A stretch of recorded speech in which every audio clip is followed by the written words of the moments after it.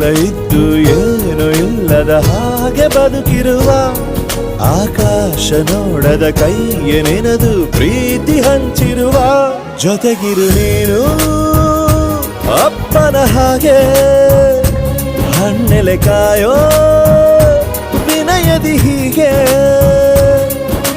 ನಿನ್ನನು ಪಡೆದ ನಾವು ಪುನೀತ ಬಾಳು ನಗು ನಗುತ್ತಾ ಬೊಂಬೆ ಹೇಳುತ್ತೈತೆ ಮತ್ತೆ ಹೇಳುತ್ತೈತೆ ನೀನೇ ರಾಜಕುಮಾರ.